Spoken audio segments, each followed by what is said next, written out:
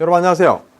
2019학년도 3월 고3 전국연합학력평가 대장정의 마지막을 장식할 5부를 이제 시작합니다. 처음으로 오롯이 저만의 한 시간을 여러분과 함께 하게 되네요. 앞에서 김철원 선생님과 문법 그리고 독서를 열심히 공부했고요. 저랑 또 화법작문 그리고 또 문학을 지금 공부해 오고 있는데요. 마지막 이번 시간까지 공부하면 이제 오늘의 시험 문제에 관한 전체적인 풀이 그리고 분석 그리고 여러분들의 내공 쌓기는 일단 마무리가 됩니다. 그런데 문학에 대해서 지금 계속 얘기해 나가고 있는데요. 낯선 지문들 그러나 또 어떤 면에서는 낯설지만 다 나름대로 전형성을 지니고 있는 지문들이에요. 그래서 여러분들한테 이 시험의 작품이 오늘 출제됐던 작품이 수능에 또 나올 가능성은 아마 거의 제로에 가깝겠지만 그러나 그럼에도 불구하고 뭔가 모르던 작품을 읽어낼 수 있는 힘이 어떻게 길러질 수 있는가 그런 것들을 연습하는 데는 아주 좋은 대상이라는 생각 가지시고 남아있는 두 세트도요 계속해서 그렇게 전형적인 낯선 지문의 성격을 잘 보여주는 각 장르의 아주 본질에 충실한 작품들이 기다리고 있으니까 함께 이번 시간 마지막 공부도 5부 공부도 충실하게 해보도록 하겠습니다. 먼저 갈래 복합으로 들어가 보도록 하죠.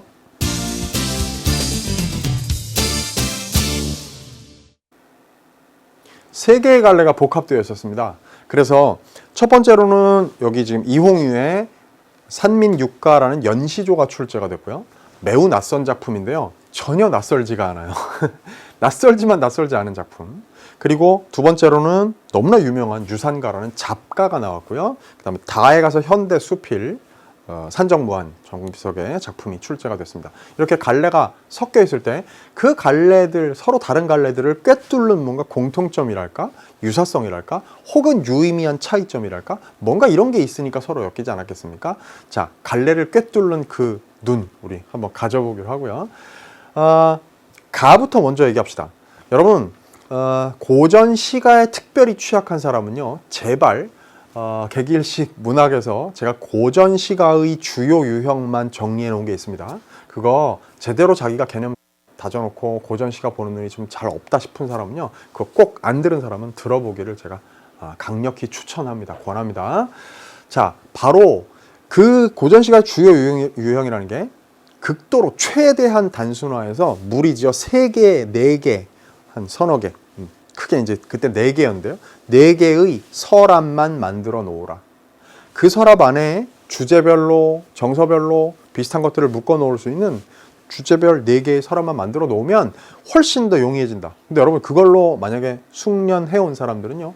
이 작품이 아주 익숙하게 여겨졌을 겁니다. 이거 뭐야? 탈 속의 경지를 다룬 자연 속에서의 한가로운 삶을 다룬 대표적인 작품 아니겠습니까? 이게 이 작품이 유명한 대표적인 작품이라는 게 아니라 그 전형적인 성격을 잘 보여주는 작품이라는 거예요. 그러니까 전혀 낯설지가 않은 낯선 그런 작품이라는 거죠. 그러니까 낯설지만 낯설지 않은 역설적인 그 느낌을 갖게 하는 이 작품 읽어보도록 하죠. 갑니다. 이 몸이 한가하여 산수간에 절로 늙어. 벌써 많이 보던 구절들 아닙니까? 그래서 한가한 거 산수간에 막 절로 늙는 거 이런 거 막 시조에서 많이 봤죠. 그러니까 속세를 떠나서 그냥 별 걱정 없이 바쁘지도 않고 한가하게 그냥 논일면서 절로 늙어가는 거예요. 공명부귀 따위 이런 거 주로 뭐야? 나쁜 거지, 그지? 이걸 뜻밖에 잊었으니 근데 뜻밖에라는 게 여러분 이거 붙여서 가지고 뜻밖에 해가지고 뭐 예상했던 것과 달리 그런 거 아니겠죠. 여기는 아마 띄어쓴 요 상태가 맞을 겁니다. 이건 이제 원문에 그렇다는 얘기가 아니에요. 원문은 이때는 뭐 띄어쓰기를 지켜서 하던 때는 아니니까. 근데 여기를 지금 우리 지문을 제시하면서 여기다 띄어쓴 이유는요. 아마 생각해 보세요. 한 단어로 뜻밖의 예상과는 달리 라는 의미로 읽으면 안 될 거예요. 공명부기를 예상과는 달리 잊었으니 이러면 안 되죠. 말도 안 되죠. 그죠? 그러니까 뭐야? 의식의 바깥으로 아예 의식하지 않게 됐다는 얘기야. 그렇게 잊어버렸다는 얘기죠. 왜? 이런 거는 세속적인 가치니까. 자, 차중에 이 중에 청유한 흥미를 혼자 좋아하노라 그랬는데 청유한 흥미란 말 만약에 처음 봤다 할지라도 맑을 청자, 그윽할 유자 이런 것들은 알잖아요. 그죠? 깨끗하고 그윽한 그런 흥미를 혼자 좋아하는데 그러면 이런 거하고 상반되는 게 이런 거 아니겠습니까? 그쵸? 이렇게. 그쵸? 자, 한가함 이런 것들은 이제 여기에 속하는 거고요. 됐고요. 조그만 이네 몸이 천지간에 혼자 있어 청풍명호를 벗삼아 누웠으니. 자, 조그만 이네 몸. 내가 별 볼 일 없는 보잘것없는 사람이라 이거지. 천지간에 혼자 있어요. 이게 천지간에 혼자 있는 건 이유는 뭐죠? 자기가 속세를 떠나서 지금 산민육가 그랬는데요. 산 속에 사는 사람이 됐어. 백성이 됐어. 그래가지고 뭔가 속세를 떠나서 그윽한 곳에 처하는 그런 삶을 살고 있으니까 혼자 사는 거지. 그죠? 혼자 있어 청풍명호를 벗삼아 누웠으니. 청풍과 명호를 벗삼아서 한가롭게 누워 있습니다. 이런 삶이 계속 되는 거죠. 세상의 시시비비를 나는 몰라 하노라. 이 세상이라는 게 바로 무슨 십장 홍진이니 뭐 속세니 하는 것들 다 이 세상입니다. 이게 속세를 얘기하는 거죠. 시시비비를 나는 몰라 하노라. 난 관심 없다 이거죠. 난 조그만 이내 몸이라고 하는 건 그러니까 이렇게 자연에 파묻혀 사는 한가롭게 사는 나를 되게 겸손하게 이르는 말이고요. 자, 늙고 병든 몸을 세상이 버리실세. 보세요. 자기가 이런 표현도 많이 나와. 그죠? 늙고 병든 몸이야. 자기를 되게 이거는 지금 앞에서 나왔던 조그만 이내 몸이나 비슷한 거예요. 자기를 그냥 늙고 병든 몸이라고 보통 합니다.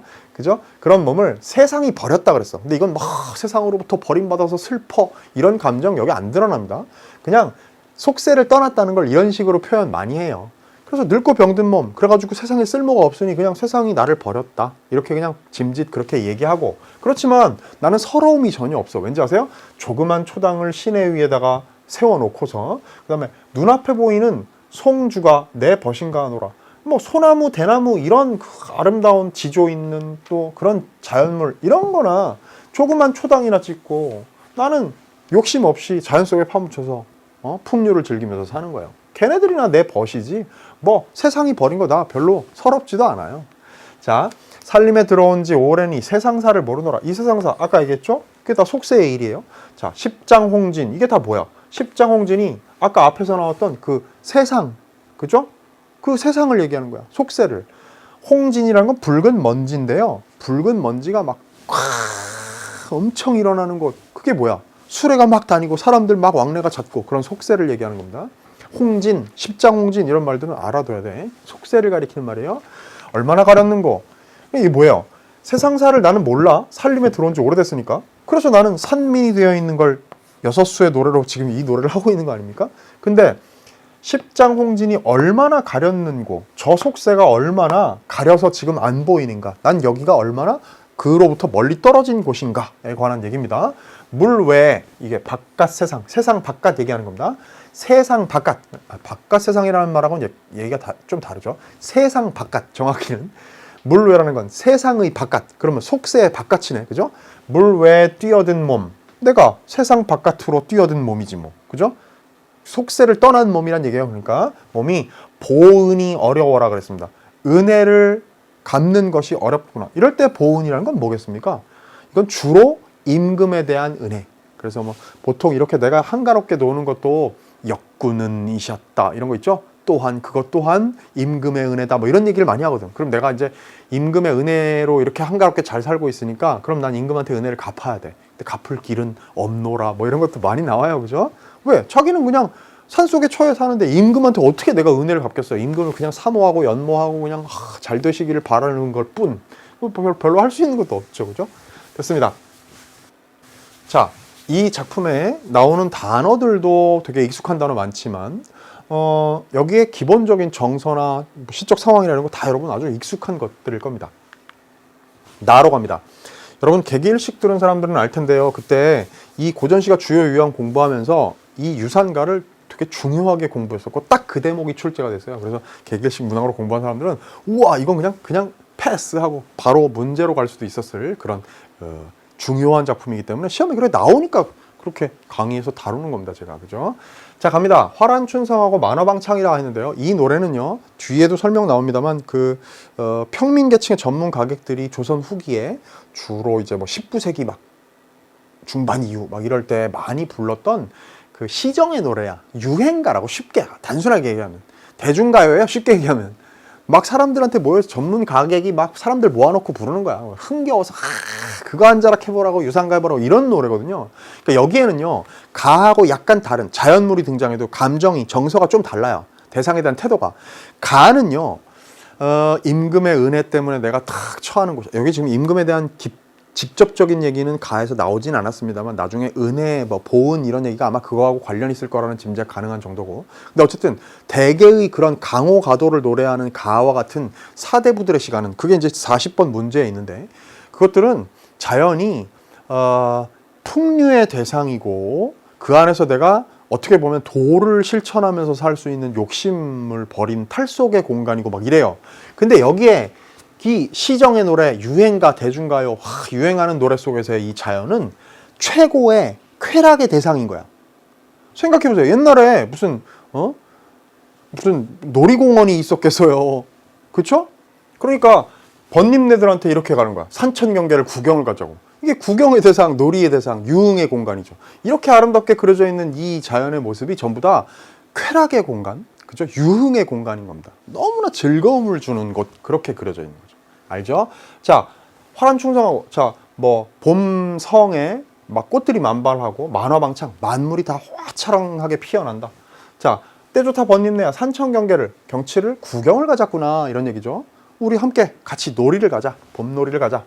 자, 죽장망의 단표자로 천리강산을 들어를 가니, 아주 간편한 차림새로 천리강산을 들어를 가니 만사녹록은 1년 1도 다시 피어 춘색을 자랑노라 색색이 붉었는데, 상상하세요. 막 알록달록 꽃이 피어있는 그 봄 풍경을 얘기했어. 색색이 붉었는데 창송, 취죽은 창창 울울한데, 그럼 보세요. 붉은색과 푸른색의 대비가, 색채 대비가 아주 선명하고요. 기화요초 남만 중에 꽃 속에 잠든 나비 자초시 날아난다.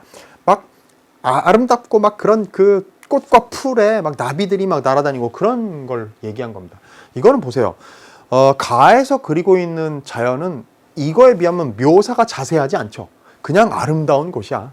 그 아름다운 곳에 속세를 떠났다는 게 되게 중요한 거고, 거기에는 욕심 없이 내 그냥 분수를 지키면서 사는 삶을 살 수 있는 선비의 쾌락의 공간이고, 이거는 그냥 진짜 즐거움을 주는 곳이에요. 이렇게 아름다우니 우리 눈이 즐겁고 코가 즐겁고 귀가 즐거운 거지. 그죠? 자, 그 다음에 유상행비는 편편금이요. 자, 버드나무 위에 날아다니는 그 꾀꼬리는 금조각 같고 꽃 사이에 날아다니는 그 나비는 흩날리는 눈과 같네. 삼춘가절이 좋을시고, 이 봄날 좋기도 좋구나. 복숭아꽃이 만발해서 점점 홍이로구나. 어주축수 애삼춘이어든 무릉도원이 이해하냐. 얼마나 아름다우면 여기가 무릉도원이라고 느낄 정도라고. 그죠? 근데 이 무릉도원이라는 건 여기서 아름다움의 끝인 거지, 여기는. 그쵸? 그 다음에 이제 중약 이후로요, 이제 폭포수를 막 묘사하는 대목이 나와요. 층암절벽상의 폭포수는 콸콸 수정염 들이운 듯 이 골물이 주르르륵 저 골물이 쌀쌀 열에 열 골물이 한데 합수하여 천방저 지방저 소쿠라지고 솟구치고라는 겁니다. 펑퍼져 넌출지고, 넌출지는 거는 이제 막 이렇게 넝쿨이 막 늘어지는 거, 그런 거 얘기하는 거예요. 그런 모양으로 물들이 막 흘러가는 거죠. 방울저 저 건너 병풍석으로 으르렁 콸콸 흐르는 물결이 은옥같이 흩어지니 소부허유 문답하던 기산영수가 얘 아니냐 이랬습니다. 소부허유는 뭐예요? 밑에 나옵니다만 이 얘기하면 또 길어지는데 아주 유명한 인물들이죠. 욕심이 없기로 유명했던 인물들이야. 그렇죠? 전설적인 인물들이죠. 그 소부와 허유처럼 그렇게 그들이 문답하던 기산영수, 그 아름답다던 그 영수가 기산에 있는 영수가 여기 아니냐라는 생각이 들 정도로 이 폭포수가 너무나 아름다운 거야. 그렇죠? 근데 이런 거 되게 상투적인 표현들이에요, 사실. 자, 주곡제금은, 즉 두견세는 천고의 그 오랜 그 절개요. 그 다음에 적다정조는 이거는 이제 소적세인데 이게 소적세거든요. 근데 이게 한자가 여기 나옵니다만 소적세인 이유가 솥정자예요. 솥. 밥 해먹는 솥 있잖아요. 적다, 솥이 적다 이거예요. 솥이 작다고요. 솥 작다, 솥 작다, 소쩍 하는 게 솥이 작다, 솥이 작다 한다고 해서 1년 풍이라고 그러는 거죠. 그래가지고 소쩍새가 울면 풍년이 든다라고 하는 이유가 뭐냐면 솥적다, 솥적다 한다는 거예요. 그래가지고 솥이 작을 정도로 나중에 쌀이 많이 풍년이 될 것이다 라는 그런 식의 기원 같은 게 담겨 있는, 그래서 이제 이걸 적다정조라고 한자로는 소적세를 그렇게 부르는 겁니다. 자, 일출락조가 눈앞에 버려나 경계무궁 좋을시고 이랬습니다. 자, 그러면 폭포가 아름답게 부악 쏟아져 가지고 막 냇물로 막 이렇게 흘러가는 그런 아름다운 풍경을 얘기했고, 그 다음에 막 새소리들을 얘기했고요. 자, 그런데 여기에 뭐 주르륵 쌀쌀 막 이런 그 음성 상징어 같은 거 많이 활용된 것도 한눈에 딱 보입니다. 자, 나를 읽었고요. 그 다음에 다로 갑니다. 이번엔 금강산의 기행문이에요. 산정무한 정비석이라는 소설가가 산정문이라는 명수필을 쓴 게 있는데 이 기행문이 너무나 유명하죠. 금강산의 아름다움만큼이나 뭐 그 정도까지는 아닐지 몰라도 어쨌든 금강산의 기행문 중에는 뭐 거의 제일 유명한 글입니다. 산은 언제나 언제 어디다 이렇게 많은 색소를 간직해 두었다가 일시에 지천으로 내뿜는 것일까? 산은 언제 어디다 이렇게 많은 색소를 간직해 두었다 일시에 지천으로 내뿜는 것일까? 와, 너무 멋있다. 그쵸? 단풍이 이렇게까지 고운 줄은 몰랐다. 진짜 금강산의 단풍을 가가지고 보면 이런 생각이 들 수도 있겠어. 그쵸?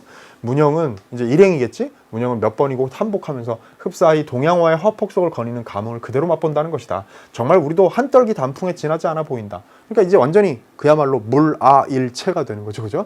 우리도 단풍이 되는 것 같아. 그래가지고 다리는 줄기요, 팔은 가지인 채 피부는 단풍으로 물들어 버린 것 같다. 단풍이 너무 압도적인 아름다움을 자랑하고 그 안에서 그냥 넋을 잃어버리니까 우리도 그냥 사람도 다 그냥 단풍이 돼버린 것 같은 거죠. 그죠? 그래서 옷을 헐헐 벗어 꼭 쥐어짜면 물에 헹궈낸 빨래처럼 진주홍물이 줄을 흘러내릴 것만 같다. 되게 정서적인 그 깊이가 느껴지는 그런 표현 아닙니까? 서정적인 표현이에요. 그림 같은 연화담 수련폭을 완상하며 몇십 구비의 석계와 돌계단이겠죠? 목잔과 철삭을 다 파하고 나니 문득 눈앞에 막아서는 무려 300단의 가파른 사닥다리. 자, 이게 뭐냐면 이제 금강산의 높은 데 어디를 이제 비로봉을 향해 가는 건데 가다 보면 뭐 이렇게 왜 그런 이렇게 그 다리들을 건너가야 되잖아요. 위험한 다리들을 이렇게 철로 된 줄도 막 붙잡고 이러면서 건너가는 거야. 위태로운 길을 건너갔더니 300단의 가파른 사닥다리 한 층계 한 층계 한사코 기어오르는 마지막 발걸음에서는 시야는 일망무제로 탁 트인다 그랬습니다. 일망무제 뭐 거칠 것이 없어. 바라보는데 그냥 눈이 앞이 탁 트여 있는 걸 얘기하는 겁니다. 여기가 해발 5,000척의 망군대. 그럼 망군대라는 데를 딱 오른 거네요 지금. 그쵸? 자, 천하는 이렇게도 광활하고 웅장하고 숭엄하던가 라는 걸 천하가 이렇게도 광활하고 웅장하고 숭엄한지 느끼게 해주는 게 망군대인 거야 지금. 엄청난 곳인 거죠. 그죠? 자, 이름도 정다운 백마봉은 바로 지호지간. 지호지간이라는 거 뭔지 알죠? 소리쳐 부르면 대답하면 가리키면서 부르면 소리 들면서 야 이렇게 부르면 대답하면 들릴 듯한 그런 가까운 거리를 얘기하는 거예요. 지호지간에 서 있고 내일 오르기로 예정된 비로봉은 단걸음에 건너뛸 정도로 가깝다. 여러분 착각하지 말아야 되는 게요. 물론 이제 이게 문제에도 나와 있으니까 하는 얘기입니다만 기본적으로 기행문을 읽을 때 이런 건 기본이 돼야 돼. 얘가 지금 어디에 있다가 어디로 갔구나. 이 사람 지금 그 다음은 어디구나 이렇게 가는 걸 알아야 되죠. 그죠? 지금 망군대에 갔다는 건 느꼈고요. 그 다음 문제는 백마봉이라든지 비로봉이라든지 이런 건 뭐예요? 바로 지호지간에 서 있다라 그랬으니까 백마봉을 지금 이 글쓴이가 여기에 서 있는 건 아니에요. 여긴 간 건 아닙니다. 바라보는 거지. 그 다음에 내일 오르기로 예정된 비로봉 그랬으니까 지금 비로봉으로 간 건 아니에요. 아직은. 그죠? 자, 그 다음에 그렇게 가깝대요. 그 밖에도 유상무상의 허다한 봉들이 전시에 할거하는 영웅들처럼 여기에서도 우뚝 저기에서도 우뚝 시선을 낮춰 아래로 굽어보니 발밑은 천인단에 그러니까 깎아지른 막 천길 낭떠러지란 얘기죠. 무한제로 막 끝도 없어. 그렇게 뚝뚝 떨어진 그 황천계곡에 단풍이 선혈처럼 붓다. 이게 비유법을 많이 활용해 가면서 그쵸? 이 영웅들처럼 우뚝 솟아 있는 봉우리며 단풍이 막 피처럼 붓다고 얘기하고 그 다음에 우러러보는 단풍이 새색시 머리에 칠보단장 같다면 이것도 다 직유를 사용하고 있는 거죠. 우러러보는 단풍은 새색시 머리에 칠보단장 같고 그 다음에 굽어보는 단풍 워낙에 높은 데에 올라왔으니까 밑에도 막 단풍들이 막 펼쳐져 있을 거 아니에요. 그러면 그 굽어보는 단풍은 치렁치렁 늘어진 규수의 붉은 치마폭 같다고나 할까? 라고 이제 이렇게 비유를 표현해서 아름답게 표현했습니다. 수줍어 생글 돌아서는 낯 붉힌 아가씨가 어느 구석에서 금방 튀어나올 것도 같구나 라고 자기의 감상을 얘기했어요. 저물 무렵에 마하연의 여사를 찾았다. 그럼 이게 지금 그 다음 이제 행선지가 된 거 아닙니까? 여기 여정인 거죠. 그 다음 이제 갔던 곳인 장소죠. 찾았다. 산중에 사람이 귀해서였던가 어서 오십사는 상냥한 안주인의 환대도 은근하거니와 문고리 잡고 말없이 맞아주는 여관집 아가씨의 정성은 무르익은 머루알같이 고왔다 그랬습니다. 사람이 자주 안 오는 곳이니까 워낙에 높은 곳이고 깊은 곳이고 그러니까 여기에 여사가 있지만 이 말하자면 이제 묵어가는 곳이지 뭐 요즘 저기 쓰는 용어로 하면 뭐 무슨 게스트하우스니 뭐 이런 거겠죠. 그죠? 근데 그런 그 묵어가는 숙소에 사람이 하도 오래간만에 온 거니까 막 반갑게 맞이하는 게 되게 또 정겨웠던 거야. 그죠? 여장을 풀고 마하연사를 찾아갔다. 그럼 그 다음에 또 이리로 갔네요. 그렇죠? 마하연의 여사에서 마하연사라는 절로 간 거예요. 여기는 선원이어서 불경 공부하는 승려뿐이라고 한다. 크지도 않은 절이건만 늙은 승려만도 실로 30명은 됨직하다. 이런 심산에 노승이 이렇게 그렇게도 많을까? 이랬네요. 그러면서 여기에다 이제 한시를 인용했어. 옛글 그대로다. 무슨 옛글? 무한청산 행욕진 백운심처 노승다. 대충 해석이 되겠지만 여러분 42번 문제에서 해석을 해놨어요. 혹시 필요할까봐. 그래가지고 거기에다 뭐라고 했는가 하면 뭐라고 했나? 한없는 청산 끝나가려 하는데, 그죠? 흰 구름 깊은 곳에 노승도 많아라 라는 식구다 라고 우리말로 풀이를 해놓은 걸 42번 문제 보기에 좋습니다. 옛글 그대로다. 그러니까 지금 이 마하연사의 안에 고즈넉한 풍경이 이런 거죠. 그 끝도 없는 그 청산 푸른 산의 그 진행이 끝나가는 그런 곳. 산 그 끝자락, 산맥의 끝자락 쯤에 그 백운 흰 구름이 깊은 곳에 노승이 많이 모여있는 절의 모습을 얘기한 거야. 그죠? 옛글 그대로다. 노독을 풀 겸 식후에 바둑이나 두려고 남포등 아래에 앉으니 온고지정이 불현듯 새로워졌다. 남포등은 참말 오래간만인데 하며 불을 바라보는 문형의 말씨가 하도 따뜻해서 나도 장난삼아 심지를 돋워보았다. 줄여보았다 하며 까맣게 잊었던 옛 기억을 되살렸다. 그러니까 이때만 해도 이제 남포등을 잘 쓰지 않을 때니까 그런 예전에 쓰던 남포등이 그 추억이 막 새록새록 돋아나가지고 심지를 돋웠다 낮췄다 하고 그래 보는 거죠. 그죠? 그리운 얼굴들이 흐르는 물에 낙화송이 같이 떠돌았다 라고 했어요. 굉장히 유려한 미문으로 되어 있는 기행문입니다. 정비석은 보통 통속 소설을 많이 써서 정비석 하면 딱 떠오르는 제일 유명한 작품은 자유부인 뭐 이런 작품입니다만 이 산정무화는 우리 문학사의 길이 남을 아름다운 문장이에요. 금강산의 아름다움에 비견될 만큼 그렇게 유려한 문장으로 이루어져 있습니다. 자, 읽었는데요. 그럼 38번 문제 봅시다. 가에서 다에 대한 설명으로 가장 적절한 거 하나 고르랍니다. 봅시다. 가와 나는 음성상징어를 사용하여 생동감을 높이. 나에는 막 나왔죠. 많이 나왔었는데 우르릉 콸콸 막 나왔는데 가에는 안 나왔어요. 가와 나는 과거와 현재를 대비하여 지향하는 가치를 밝히고 있다. 글쎄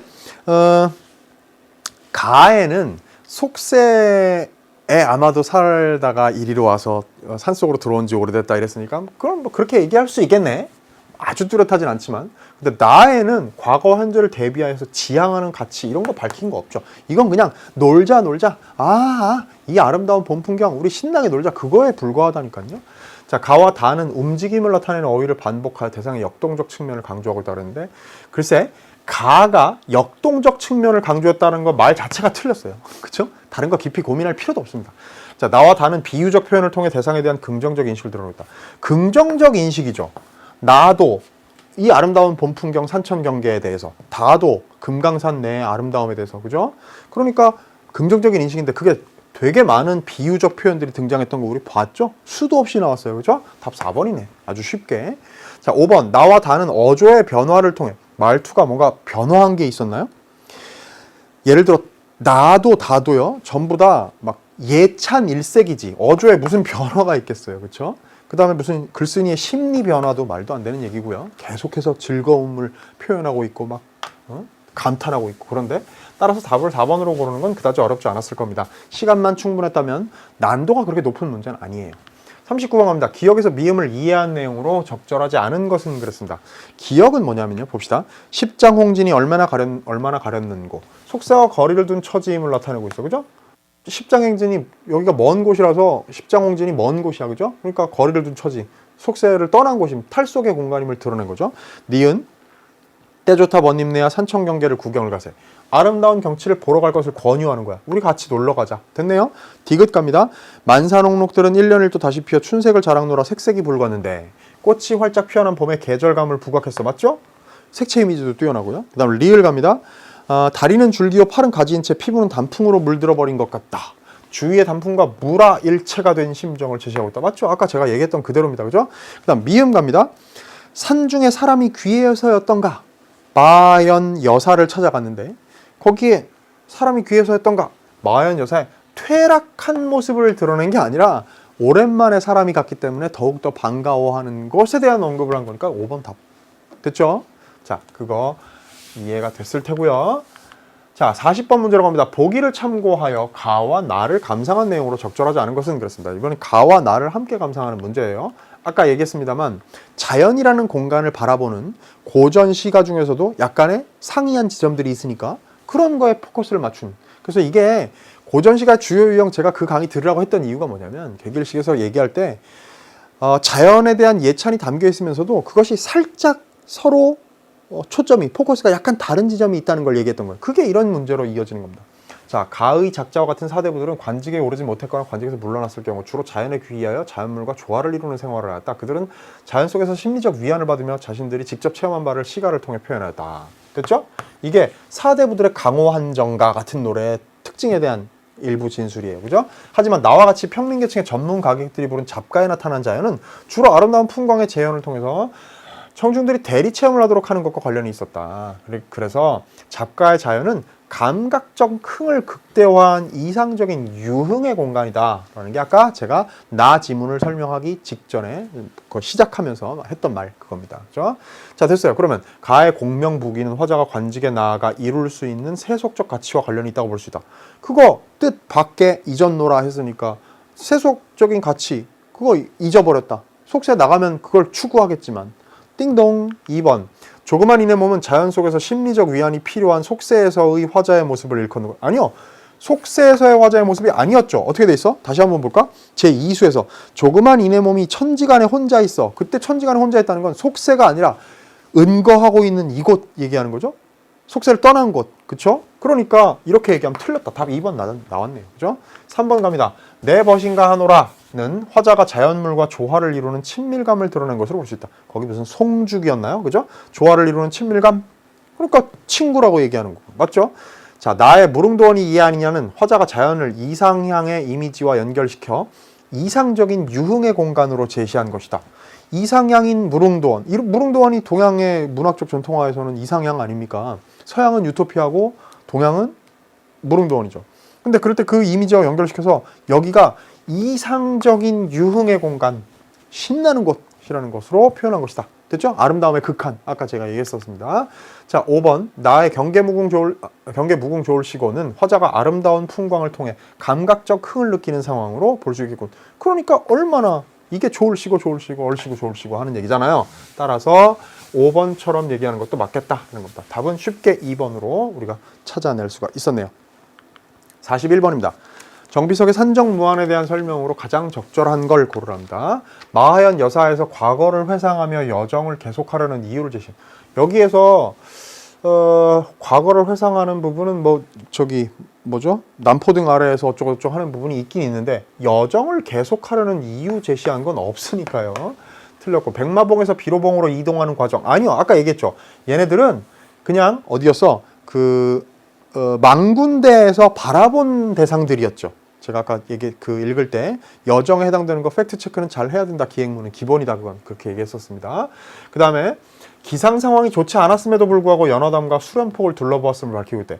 연화담과 수련폭을 둘러보았죠. 그 아름다운 그 폭포의 모습을 얘기한 건 있는데 기상 상황이 좋지 않았다는 얘기는 없어요. 날씨 좋았던 것 같은데? 읽을 때 우리는 아주 쾌청한 날씨를 상상했었잖아요. 가을 날씨를. 자, 객관적인 사실과 자신의 소감을 제시하며 망군대 등정 과정과 망군대에서의 조망을 나타내고 있다.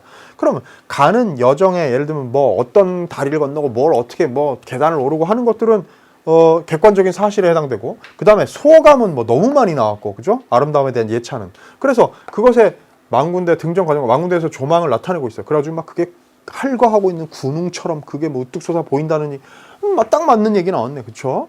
그럼 자기의 느낌과 객관적인 사실을 조화한 견문과 감상 같은 게 조화를 이루는 게 기행문의 사실은 기본적인 특성 아닙니까? 그렇죠? 자, 마하연 여사에서 동행하는 사람이 한 말 뭐야? 남포등은 참 오랜만이네. 이 말인데 공감하며 오늘 여정 중에 발생한 일행 사이의 갈등이 해소. 무슨 소리야? 말도 안 되는 얘기지. 무슨 갈등이 해소? 갈등 발생하지도 않았는데 그죠? 자, 41번 답은 4번이 되겠습니다. 42번 보시죠. 보기에 가에 들어갈 대답으로 가장 적절한 것은 그랬네요.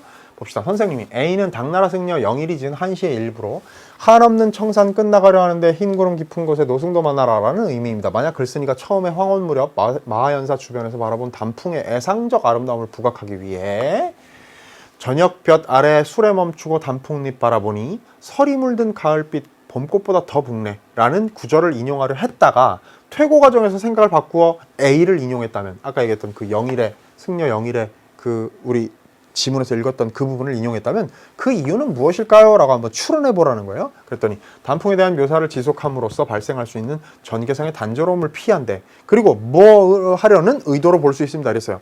자, 생각해 볼까? 만약에 A가 만약에 지금 여기 제시된 대로 이런 식으로 단풍의 애상적인 아름다움, 뭐 이건 애상적이라는 건 슬픔을 간직했다는 건데요.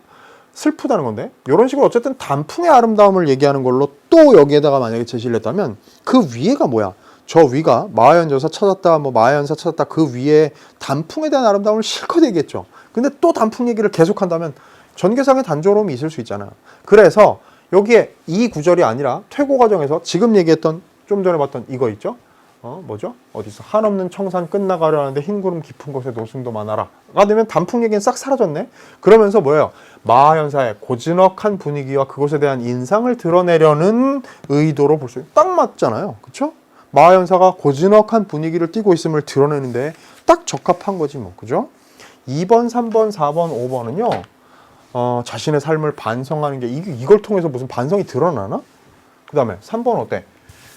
뭐 마하연사의 유래 뭐 이런 거랑 얘기 상관은 전혀 없고, 그 다음에 고생이 많았음을 나타낸다고요. 여기에 뭐 힘겨웠다는 얘기가 있나요?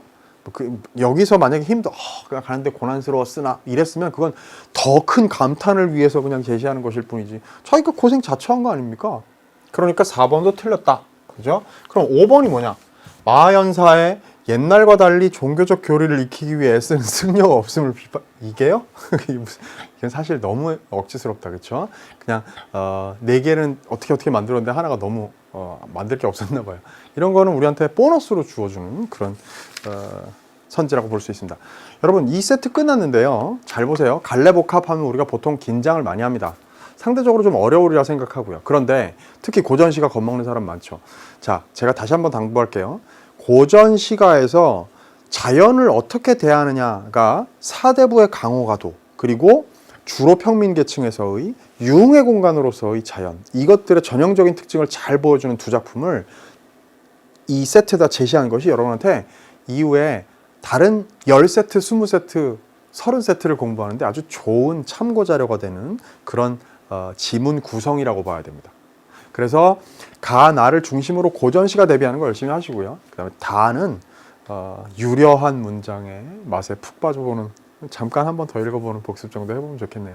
자, 문제 유형들도요. 다시 한번 보시면서 갈래복합에서는 주로 두 서로 다른 장르를 비교할 때 어떤 포인트에서 비교하는가 하는 것을 다시 한번 들여다보세요. 자기 머리로 그런 것들을 들여다보고 이렇게 뭔가 캐내려는 노력 자체가 굉장히 중요한 기출을 보는 눈을 길러주는 공부가 됩니다. 됐죠? 자, 이제 마지막 세트로 가도록 하겠습니다.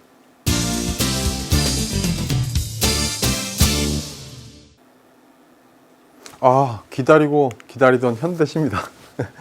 저는 또 개인적인 건데, 가시 곽재구의 구두한켤레시, 나시 문태준의 극빈 두 편이 수록이 됐는데요. 출제가 됐는데요.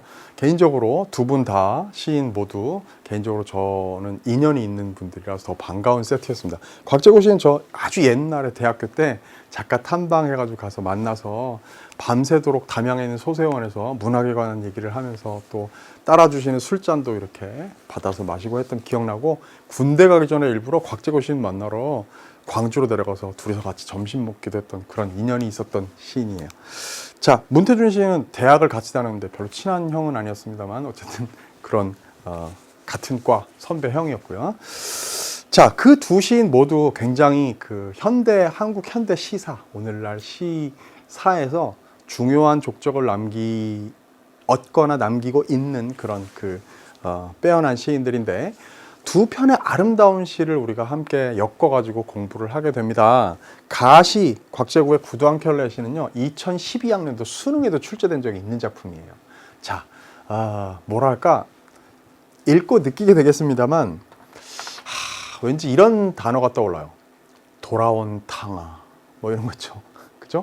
오래간만에 바깥 세상에 힘들게 고생하고 막 이렇게 헤매고 떠돌고 하다가 오랜만에 가진 것 없이 빈털터리가 되어서 고향으로 쓸쓸히 돌아왔다가 잠시 고향에 뭐 볼 일이 있어서 왔다가 다시 또 먼 땅으로 떠나는 어떤 한 쓸쓸한 사내의 뒷모습이 보이는 그런 시입니다.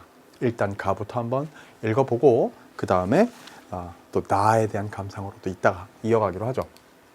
시적 상황이 어떤 것인지 잘 보십시오. 구두한 켤레의 시, 곽재구. 차례를 지내고 돌아온 구두 밑바닥에 고향의 저문 강물 소리가 묻어있다. 겨울볼이 파랗게 꽂힌 강둑에서 살얼음만 몇 발자국 밟고 왔는데 쑥골 상여집 흰 눈속을 넘을 때도 골목 앞 보세점 흐린 불빛 아래서도 찰랑찰랑 강물 소리가 들린다. 내 귀는 얼어 한 소절도 듣지 못한 강물 소리를 구두 혼자 어떻게 듣고 왔을까? 구두는 지금 황혼. 뒤축의 꿈이 몇 번 수습되고 지난 가을 터진 가슴의 어둠 새로 누군가의 살아있는 오늘의 부끄러운 촉수가 쌀이 유채 꽃잎처럼 꿈틀댄다. 고향 텃밭의 허름한 꽃과 어둠과 구두는 초면, 나는 구면. 건성으로 겨울을 보내고 돌아온 내게 고향은 꽃잎 하나 바람 한 점 꾸려주지 않고 영화 속을 흔들리며 떠나는 내 낡은 구두가 저문 고향의 강물 소리를 들려준다. 출렁출렁, 아니 덜그럭 덜그럭. 너무 멋지지 않습니까? 사평역에서라는 시로 데뷔했던 그 대표작이자 데뷔작이었던 사평역에서로 아주 유명한 곽재구 시인입니다. 수능에 나왔던 시고요. 자, 제가 처음에 이 시를 읽으면서 읽기 전에 얘기했던 기억나시죠? 뭔가 고향에 잠시 다녀가는 쓸쓸한 탕아의 뒷모습 같은 게 느껴지는 듯한 그런 시입니다. 함께 읽어볼까요? 차례를 지내고 돌아온 구두 밑바닥. 고향에 오래간만에 차례를 지내려 갔다 온 거예요. 그죠? 구두 밑바닥에 고향의 저문 강물 소리가 묻어있다. 멋지지 않습니까? 구두 밑바닥에 강물 소리가 묻어있대요. 이건 공감각적 표현이죠, 말하자면. 되게 생생하게, 자, 이게 사실적인 얘기는 아니야. 시적 진술이죠, 그죠? 고향에 갔다 왔는데 다시 도시로 돌아왔어. 그런데 고향의 강물 소리가 내 구두 밑바닥에 묻어있다고. 그럼 뭐야? 아마 그냥 사실적 진술을 해볼까요? 구두 밑바닥에 강물 소리가 진짜로 묻어왔을 리는 없으니까. 근데 뭔가 그 덜그럭덜그럭 하는 소리를 들으면서 문득 고향에 대한 좀 전에 차례 지내러 다녀온, 얼마 전에 다녀온 고향에 대한 그리움이 또 괜히 내 마음에 사무치나 보지. 그래서 괜히 구두 핑계 대면서 그리웠던 고향, 다녀왔던 고향에 대한 얘기를, 쓸쓸한 얘기를 꺼내는 겁니다. 겨울볼이 파랗게 꽂힌 강둑에서 살얼음만 몇 발자국 밟고 왔을 뿐이에요. 그러니까 강물에 막 들어가서 뭐 그 구두 신고 막 물에 첨벙첨벙 하고 온 것도 아니라고요. 겨울볼이 파랗게 꽂힌 강둑이니까 살얼음이 꼈어. 그래가지고 살짝 얼어있는 그 강물 그 위에 얼음판 위를 살짝 몇 발자국 밟고 왔을 뿐이에요. 그러니까 뭐 강물 소리가 여기에 막 진하게 묻어 있을 만큼 그러지도 않았어. 그랬을 뿐인데도 쑥골 상여집 흰 눈속을 넘을 때도, 그러니까 고향을 이제 떠나서 다시 이제 지금 살고 있는 어딘가 도해지로 다시 돌아오는 그 길에 골목 앞 보세점 흐린 불빛 아래서도 찰랑찰랑 강물 소리가 들린다. 그랬습니다. 이제 돌아가는 길이죠, 지금. 고향에 들렀다가 다시 도해지로 가고 있는 길이야. 근데 이제 쑥골 상여집이니 골목 앞 보세점이니 이런 것들이 다 고향 마을에 있는 정겨운 어떤 공간들 아니겠습니까? 거기를 다시 지나가는, 돌아가는, 다시 집으로 돌아가는 길에, 고향을 떠나가지고 다시 돌아가는 길에 강물 소리가 자꾸 구두에 묻어서 고향의 강물 소리가 따라오는 거죠. 찰랑찰랑 강물 소리가. 고향에 대한 그리움을 그렇게 감각적으로 환기했습니다. 보세요. 내 귀는 얼어. 겨울이니까. 한 소절도 듣지 못한 강물 소리. 사실은 내 귀가 얼기도 했지만 강물도 아까 살얼음 꼈다 그랬고. 그러니까 강물이 뭔가 찰랑찰랑 소리를 내는 계절도 아니야, 지금.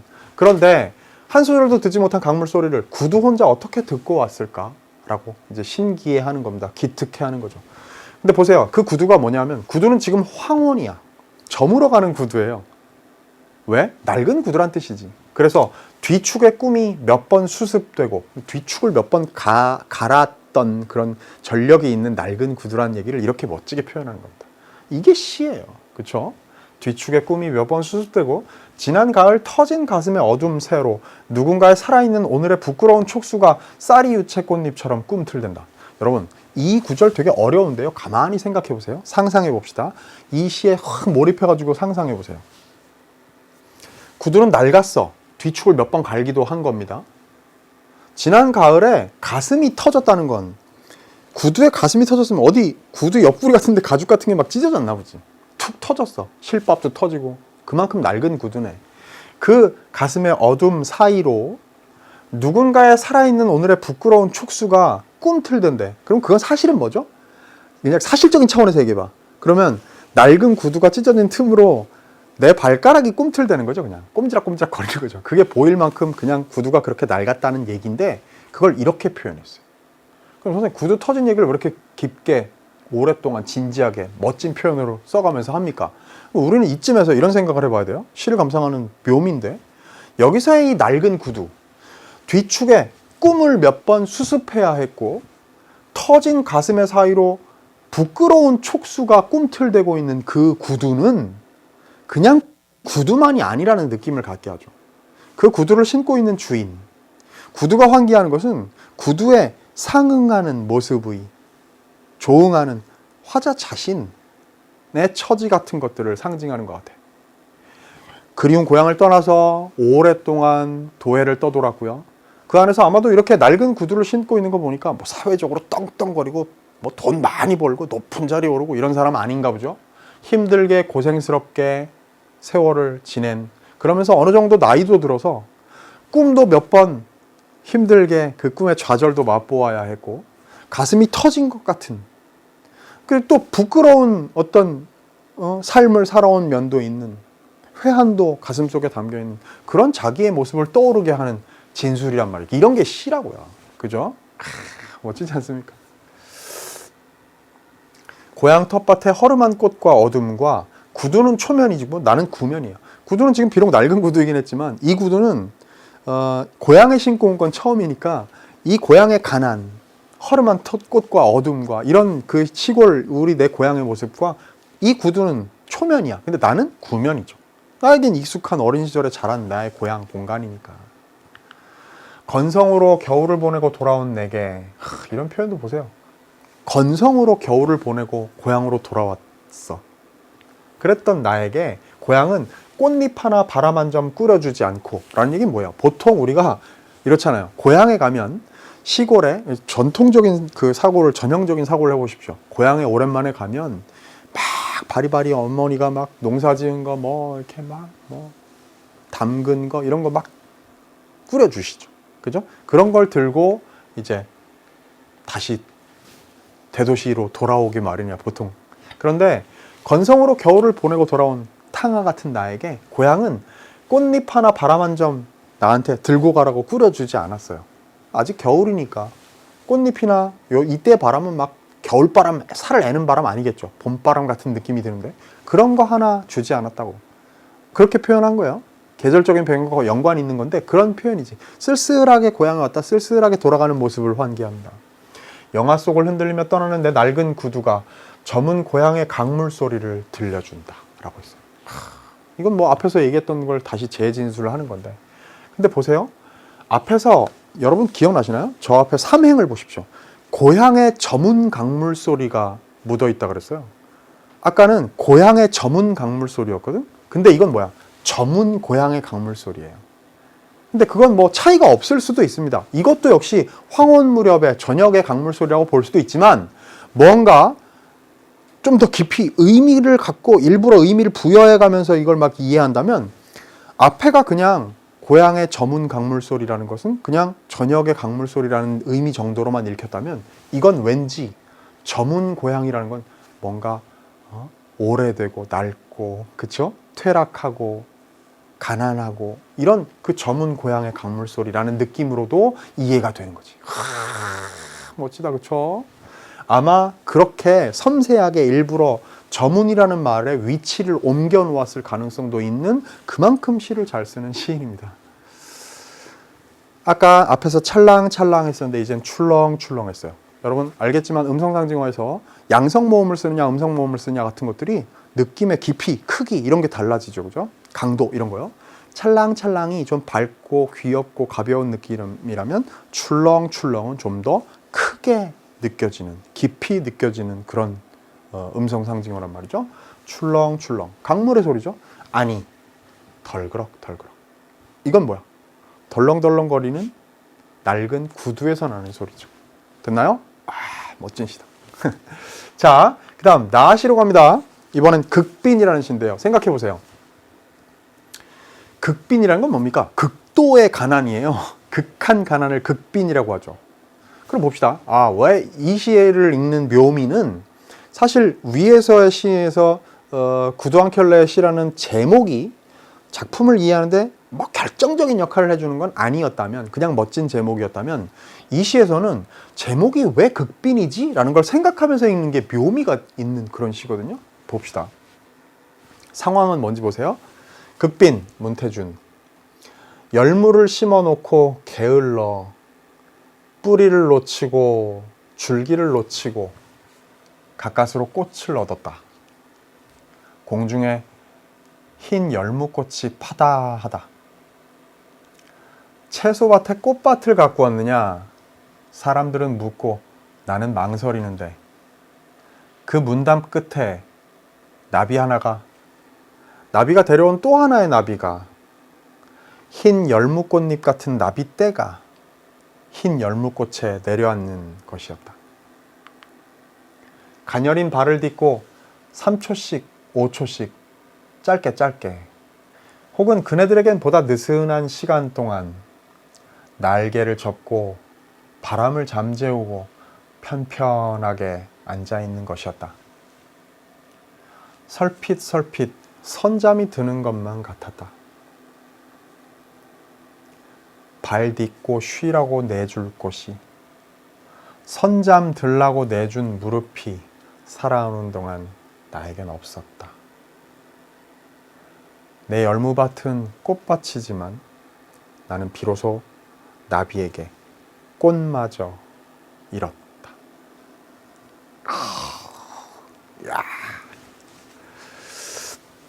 문태준의 시가 우리 뭐 EBS 교재에도 실리고요. 교과서, 문학 교과서에도 많이 실리고 젊은 시인의 시임에도 불구하고 저한테 형이니까 얼마나 젊겠어요. 그죠?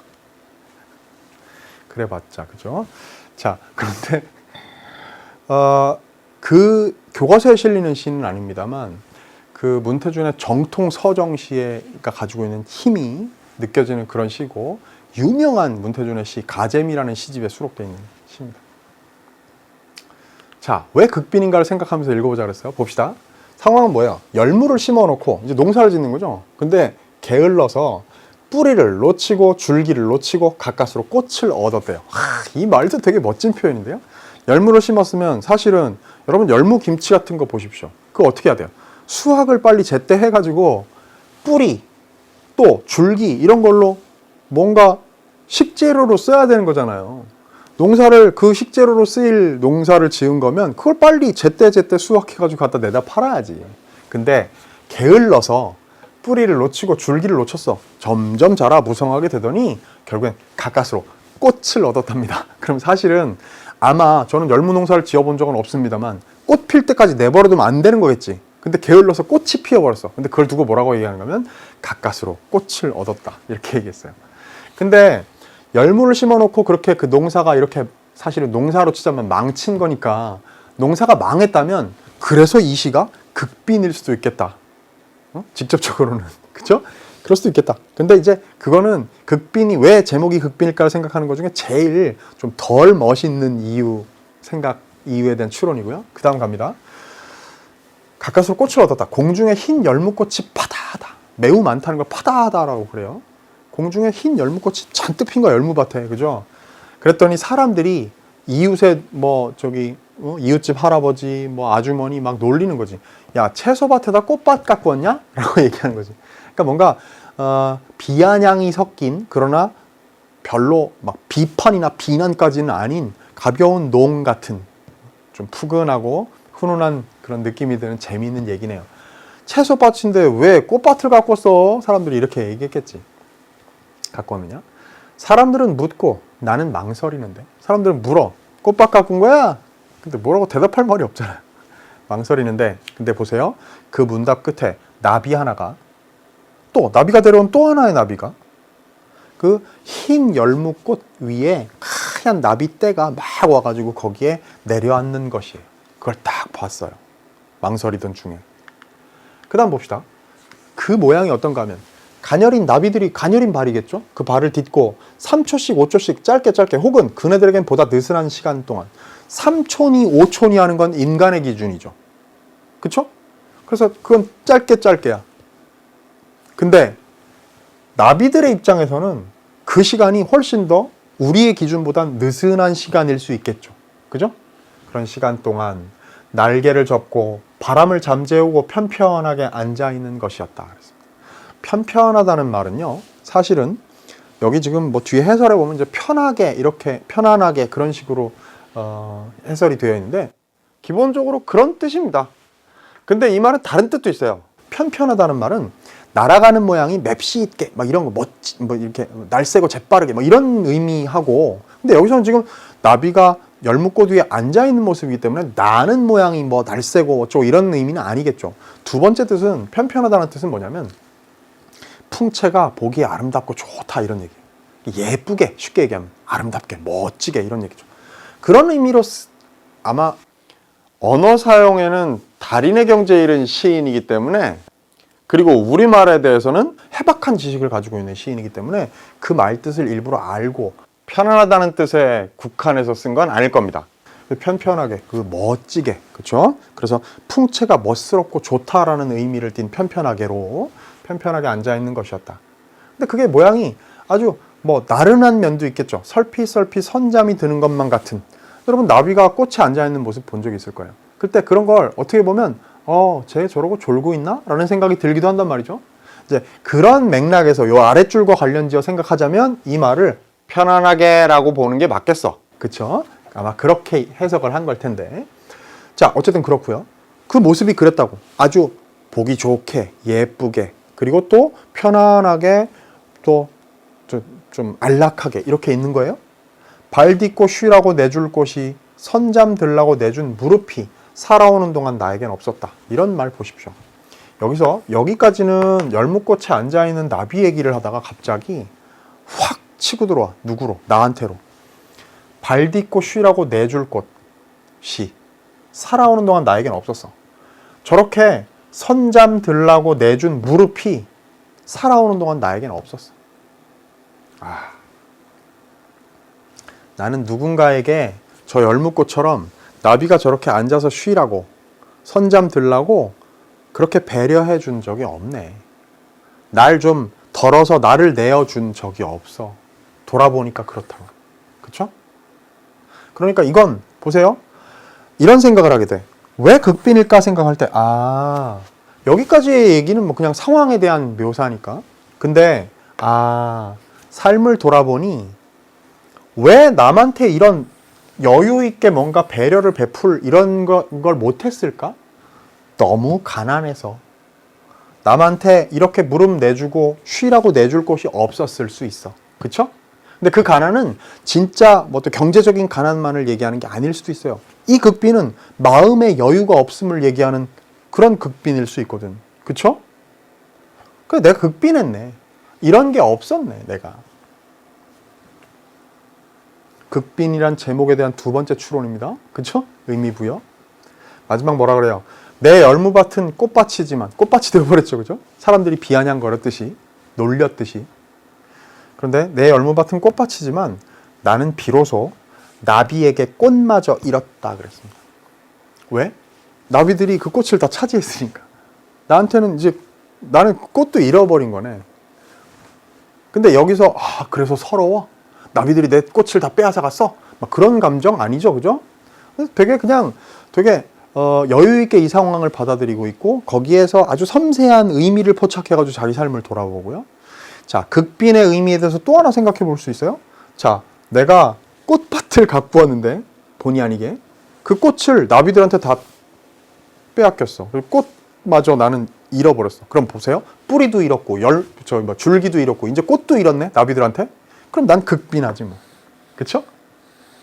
내가 어떻게 생각하면 심리적으로 그냥 자발적으로 극빈의 상황에 있다고 진술을 하는 거야. 시적 진술을. 꽃마저 잃어버렸으니까. 난 극빈의 상태죠. 그쵸? 이야, 멋진 시입니다. 자, 어쨌든 핵심은 어디, 결국에 이 풍경도, 광경도, 이 그 열무꽃 위에 앉는 나비들의 모습, 그걸 막 이렇게 묘사하는 그런 부분도, 상황도 되게 멋지고 그윽하지만 특히 이 부분은 시의 압권이겠지. 그쵸? 결국에 이제 이걸 초점에다 두고 본다면 삶에 대한 성찰 같은 것들로 이 시를 읽어낼 수 있는 겁니다. 자, 이제 잠깐 멋진 시에서 좀 빠져나와서 문제 3개 마지막 풀고 이제 끝내도록 하죠. 표현상 특징 가장 적절한 거 고르랍니다. 가는 나와 달리 하강적 이미지를 활용하여 시적 공간의 변화를 보여주고 있다. 시적 공간의 변화라는 거 글쎄 몰라. 저는 이렇게 생각해요. 하강적 이미지라는 걸 읽었을 때요. 가시에서 하강적 이미지 딱 읽었을 때 언뜻 떠오르는 거 별로 없어요. 뭐 황혼 이런 게 하강적 이미지와 관련 있나? 글쎄 그럴 수 있어. 그런데 이제 나와 달리라는 건 확실히 아닐 것 같아요. 왜냐하면 나에도 있을 거거든. 왜냐하면 내려앉는 나비의 모습이 나오거든요. 나비들이 팔랑팔랑 날아와가지고 거기에 열무꽃밭에 이렇게 앉는 모습 자체가 하강적 이미지를 포함하고 있어요. 그러니까 시적 공간의 변화라고 하는 게 뭐 열무꽃이 피고 그 위에 나비들이 내려앉고 그것도 이제 시적 공간의 변화라고 한다면 어쨌든 나도 여기에 해당될 수 있다는 얘기죠. 따라서 이렇게 한 부분을 틀렸다고 하는 건 확실하겠다. 자, 가에 대한 판단은 유보하더라도 2번 나는 가와 달리 현재형 시제를 활용하여 화자의 정서를 부각하고 있다 그랬는데요. 현재형 시제를 활용해서 화자의 정서를 부각한 것은 가가 더 뚜렷하게 그러네요. 나는 어때? 과거 시제로 이렇게 진술한 게 더 많은데? 그러니까 이건 지금 이렇게 둘을 자리를 바꿔야 더 맞는 진술이 될 겁니다. 자, 3번 가와 나 모두 색채 이미지를 활용하여 대상의 특성. 맞네요 이게. 나에서는 막 흰색 막 여러 번 나왔죠? 가에서는 어때요? 가에서도 사행 보세요. 겨울보리 파랗게 꽂힌 강둑에서. 그쵸? 또 몇 행 내려오면 뭐라 그랬나? 쑥골 상여집 흰 눈속을 넘을 때도 이러면 파란색, 흰색 이런 거 색채 이미지가 나와가지고 대상의 특성, 특히나 이제 그 겨울보리 파랗게 꽂힌 강둑 이러면요 그 겨울의 그 이미지를 잘 보여주는 특성을 드러내는 계절적 배경을 형성하는 데 도움을 주고 있으니까 3번이 맞겠다. 가와 나 모두 청자를 명시적으로 설정하여 화자의 의도를 강조하고 있다. 자, 청자를 명시적으로 설정한 거 없죠? 청자를 명시적으로 설정하면 누구야 막 이렇게 불러서 뭐 너는 어쩌고 막 이런 게 있어야 돼? 없어요. 가와 나 모두 반어적 표현을 활용하여 반어 억지스럽습니다. 여긴 지금 반어가 들어갈 여지가 없고요. 됐죠? 자, 그렇다면 정답을 3번으로 고르는 거 그다지 어렵지 않고 44번 갑니다. 이게 이제 2세트의 대표 문항인데요. 보기를 참고하여 A에서 E를 감상한 내용으로 적절하지 않은 것은 그렇습니다. 가와 나 모두 특정 대상이 계기로 작용하여 화자가 자신의 삶을 반성하고 성찰하는 과정을 드러내고 있는 작품이다. 뭐 성찰한다는 게 반성적으로 돌아보는 거니까요. 이 말은 의미상 좀 중복이 될 수 있겠네요. 어쨌든 중요한 건 삶에 대한 성찰이라 이거죠. 가와 나 모두 그죠? 가는 오랜만에 들른 고향에 신고 갔던 구두를 통해 이게 이제 그게 그 어떤 그 계기로 작용하는 또 매개가 되고 이런 거에 대한 얘기라는 얘기죠. 고향에 대해 무심한 채로 살아온 자신의 삶을 돌아보고 있다 그랬는데요. 저는 이거 제가 동의할 수 없다고까지 말할 수는 없지만 이건 이 작품의 핵심에 되는 내용하고는 살짝 거리가 있을 수 있다고 봐요. 그러니까 고향에 대해서 무심하게 살아왔다는 게 나의 반성의 주된 내용이냐? 그건 딱히 아닌 것 같다는 생각이 저는 제 개인적인 감상은 그렇습니다. 어쨌든 근데 이제 일반적으로 이 시에 대해서 그렇게 얘기를 하는 사람들이 있죠. 됐어요. 근데 그렇다 하고 자신의 삶을 돌아보고 있다. 나는 어쨌든 돌아보고 있다는 게 중요한 거니까 나는 열무꽃에 앉은 나비의 모습을 계기로 타인을 배려하는 삶의 태도에 대한 깨달음을 드러내고 있다 그랬어요. 자, 제가 이 보기를 읽은 느낌은 어떤가 하면요. 글쎄, 이것도 이렇게 나를 이렇게 진술해 놓으니까 이게 타인을 배려하는 삶의 태도에 대해서 저도 아까 이 시에서 제일 압권인 부분에 대해서 그런 부분을 얘기했지만 뭔가 그런 게 있어요. 시가 워낙에 너무나 깊이가 있고 아름다우면 이런 몇 마디 말로 이렇게 가두어 놓는 게 충분하지 않고 오히려 시가 너무 앙상해진다는 느낌이 괜히 있습니다. 이거는 뭐 글쎄 몰라. 그냥 해설 강의에서는 좀 어쩔 수 없는 면이 있습니다만 어쨌든 아름다운 시를 만났을 때 느끼는 안타까움 같은 거 하나요. 그런 걸 문제로 만났을 때. 자, 봅니다. A가요. 거기 가시에서 내 귀는 얼어 한 소절도 듣지 못한 강물 소리를 구두 혼자 어떻게 듣고 왔을까 그랬네요. 강물 소리를 듣고 온 구두는 귀가 얼어 있는 화자의 모습과 대비를 이루는 것. 그죠? 구두는 들었고 나는 못 들었고 그랬으니까 화자가 고향을 떠올리는 매개체로 작용하고 있군. 그랬습니다. 그러니까 아까 이제 뭐 여기에 객이라든지 매개라든지 이런 것들을 이제 구두로 강물 소리를 듣고 와서 그 밑바닥에다가 이렇게 묻혀가지고 온 구두를 매개로 삼았다는 진술 뭐 우리가 수긍할 수 있고요. 그다음 B는요. 자 보세요. 누군가의 살아있는 오늘의 부끄러운 촉수가 쌀이 유채 꽃잎처럼 꿈틀댄다 그랬습니다. 꿈틀대는 부끄러운 촉수는 화자의 정서를 드러내는 것으로서 고향에 대해 무심했던 모습과 연결되고 있군. 그러니까 이 부끄러운 촉수라는 걸 고향에 대해 무심했다라고 한정 짓는 건 좀 아쉽긴 합니다만 보기에서 그렇게 감상의 어떤 준거로 방향을 설정해 줬다면 그걸 그냥 수긍할 수는 있겠다는 겁니다. 됐죠? 자, 그 다음 갑니다. C인데요. C는 어디인가 하면 건성으로 겨울을 보내고 돌아온 내게 고향은 꽃잎 하나 바람 한 점 꿇어주지 않고 꽃잎 하나 바람 한 점 허락하지 않은 고향의 모습은 화자가 처한 냉혹한 현실을 드러낸 것으로서 화자가 건성으로 살아온 자신의 삶을 되돌아보게 하는군 그랬는데요. 말이 너무 세다. 그쵸? 그러니까 아까 얘기했듯이 고향에 돌아왔다가 가는데 바람 한 점, 꽃잎 하나 챙겨서 이거 가지고 가라고 보내주지 않는 고향. 뭐 그런 거거든. 이제 이 시 안에서 이게 대단히 큰 의미를 부여한 시구는 아니라고 저는 봅니다. 어쨌든 그게 이렇게까지 얘기할 수 없다는 건 분명해요. 뭐 화자가 처한 냉혹한 현실을 이렇게 고향이 이런 거 하나 허락하지 않았다. 이렇게까지 얘기하는 건 어울리지 않죠. 화자가 처한 냉혹한 현실이라고 얘기한다면 만약에 이 시에는 직접 드러나 있지는 않지만 고향을 떠난 그래서 구두를 그렇게 낡은 구두가 되도록 만든 저 험한 바깥 세상이겠죠. 뭐 그런 거에 해당될 테니까 3번을 답으로 고르는 건 뭐 그렇게 큰 이견을 제출할 만하거나 그런 내용은 아닌 것 같습니다. D는요. 망설임은 D 어디 있어요? D 사람들은 묻고 나는 망설이는데 그 문답 끝에 나비 하나가 나비가 되던 또 하나의 나비가 흰 열무꽃잎 같은 나비떼가 흰 열무꽃에 내려앉는 것이었다. 자, 망설임은 사람들의 질문에 대한 화자의 반응. 망설이는 거지. 뭐라고 대답하기도 뭐하고. 그래서 화자가 열무꽃에 내려앉는 나비를 바라보는 것과 연결되고 있군.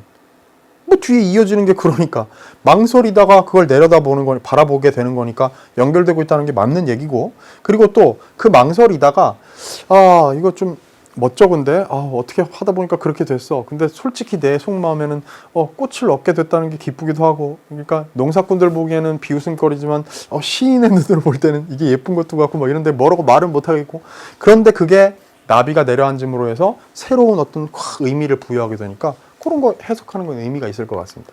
그 다음에 2는요. 마지막 뭐라 그랬어? 발 딛고 쉬라고 내줄 곳이 선 잠들라고 내준 무릎이 살아오는 동안 나에게는 없었다. 내줄 곳과 내준 무릎은 타인에 대한 배려를 의미하는 것으로서 살아오는 동안 그것이 없었던 삶에 대한 화자의 성찰이 드러나는군. 아까 제가 이 대목을 읽을 때 이런 이야기를 했었습니다. 그렇죠? 그 부분이 이런 의미를 환기한다는 것은 맞는 얘기예요. 타당한 얘기입니다. 그렇죠? 작품 전체가 그걸 핵심으로 하고 있느냐 그 얘기가 뭐 다냐 이렇게 얘기할 수는 없을 만큼 깊이 있는 시이긴 했습니다만. 자, 마지막 문제입니다. 45번이요. 가와 나에 대한 이해로 적절하지 않은 것은 그랬습니다. 봅시다. 찰랑찰랑에서 출렁출렁으로의 어감 변화. 제가 아까 시 설명할 때 했었죠. 변화를 통해 화자의 정서가 심화되었음을 드러내고 있다. 뭐 그럴 수 있겠죠. 동의할 수 있어요. 그러니까 뭔가 고향에 대한 얘기를 더 이렇게 진행하다 보니까 고향의 강물 소리를 찰랑찰랑이라고 표현했던 게 출렁출렁으로 아니 덜그럭덜그럭으로 변화하는 그런 과정입니다. 그렇죠? 자, 초면과 구면의 대비인 거죠. 대상에 대한 화자의 과거 경험이 내포되어 있죠. 구두는 처음 보는 고향 풍경이지만 나는 구면이니까 2번 당연히 맞는 얘기고 짧게 느슨한의 대비를 통해 동일한 것도 주체에 따라 다르게 받아들여질 수 있다는 화자의 인식. 그죠? 인간이 볼 때는 3초나 5초 같은 짧은 시간이었지만 나비의 입장에서는 훨씬 더 느슨한 시간의 길이일 수도 있겠다는 진술이니까 3번도 맞는 얘기입니다. 편편하게와 설핏설핏을 통해 예기치 않게 조성된 화자의 상황이 대상에게 긍정적으로 작용하고 있음을 드러내고 있다 했는데요. 자, 맞습니다. 그죠? 이게 어쨌든 쉬라고 내주는 무릎이 나에겐 없었다는 반성을 이끌어낼 만큼 꽃이 나비한테 앉아서 쉬고 설핏설핏 조는 것 같은 상황까지도 마련해 줄 수 있는 그런 공간이 된 것이니까 어쨌든 예기치 않게 조성된 그 공간이 나비에게는 긍정적으로 작용하고 있다는 걸 드러냈다. 맞죠? 5번 가까스로와 비로소를 통해 본래의 의도가 실현되지 못한 상황에 대한 화자의 안타까움을 드러냈다. 다 떠나서 화자가 느끼는 감정을 안타까움이라고 얘기할 수 없다는 것만 봐도 답이 5번이에요. 깊이 고민할 필요가 없습니다. 가까스로, 비로소 이런 말들이 정말 이런 의미에 해당될까? 보통 이런 시 문제에서요. 이렇게 화자의 정서에 관한 진술을 엉뚱한 용어를 사용함으로써 확 틀어버리고 답으로 만드는 경우가 많이 있다는 것을 우리는 알 수 있어요. 이해되시죠? 자, 이렇게 하면 45번까지 문제를 모두 다 풀었습니다. 제가 첫 학평 해설, 올해 수험생 여러분들을 만난 첫 번째 학평 해설이니까 마지막에 좀 몇 마디 얘기할 게 잘 귀담아 들어주세요. 저는 이 순간을 몇 년째 맞이하는지 모르겠습니다. 여러 해 지금 맞이하고 있는데요. 항상 해마다 그래요. 첫 3월 학평은 정말 힘든 시험입니다.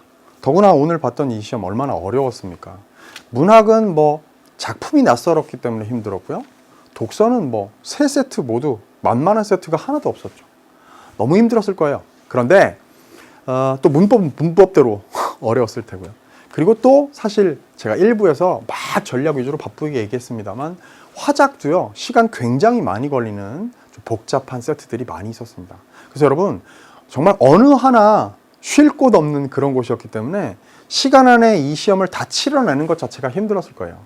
힘들고 지쳤을 거 이해하고요. 그리고 그 마음 이렇게 일단 고생 많았다고 토닥토닥 도닥여주고 싶습니다. 근데 있잖아요. 이런 생각을 하면 좋겠어요. 만족할 만한 성적 받은 사람은 아마 없었을 겁니다. 거의 없었을 거예요. 그런데 이렇게 생각합시다. 어휴, 이게 본 수능이 아닌 게 얼마나 다행이야? 라는 생각합시다, 우리. 아직 나에겐 진짜 본 게임까지 수백 일의 시간이 남아있고 수천 시간의 기회가 남아있다는 생각을 가지고 내가 오늘 치른 시험에서 무엇을 부족하다고 느꼈는지 그리고 그것을 반드시 내 단점을 장점으로 승화시키겠다. 나의 강점으로 승화시키겠다는 독한 각오로 앞으로 열심히 공부에 매진해보는 시간 한번 가져봅시다. 젊은 때 한때는요. 공부에 한번 미쳐보는 것도 아름다운 시절이 됩니다. 자, 고생 많았고요.